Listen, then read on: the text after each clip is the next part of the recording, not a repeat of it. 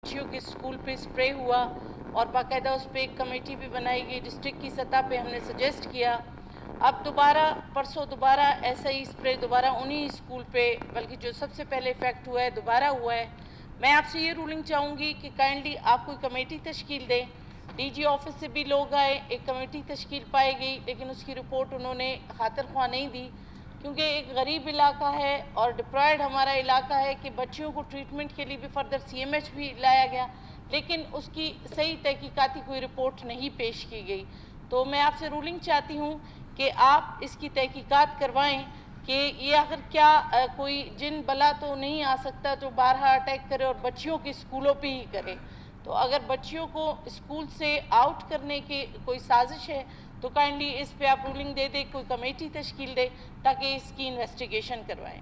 शुक्रिया और मैडम। एक और अहम मसला अगर उसको भी मैं डिस्कस करती हूँ, चलूँ आपके इजाज़त के साथ। फेडरल गवर्नमेंट में बलूचिस्तान एम्प्लॉइज़ के लिए जो घर उन्होंने अलॉट करवाए थे गवर्नमेंट की तरफ से, इस साल शुरू में भी उन एम्प्लॉइज़ को नोटिस जारी किए गए थे कि आप घर खाली करा दें। कल भी उनके साथ ऐसा हुआ है कि डिप्टी कमिश्नर और बाकी जो है ना उनके पास गए हैं और उनको आज घर खाली करवाने का जो है ना नोटिस जारी कर रहे हैं।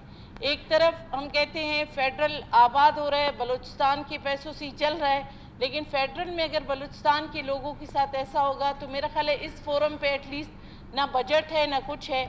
फेडरल के जितने भी वो एम्प्लॉइज़ हैं इनके लिए भी आप रूलिंग दे दें, कोई कमेटी बनाइए। जान साहब इसको स्पेशली देख लें कि वहाँ पे जो लोग हमारे हैं तो उस हाउसिंग अथॉरिटी या जो भी है उनको काइंडली लिख दे कि इस पे जो है ना ऐसे काम ना करे कि हमारे जो है ना वहाँ बैठे हुए लोग बेघर हो जाएं।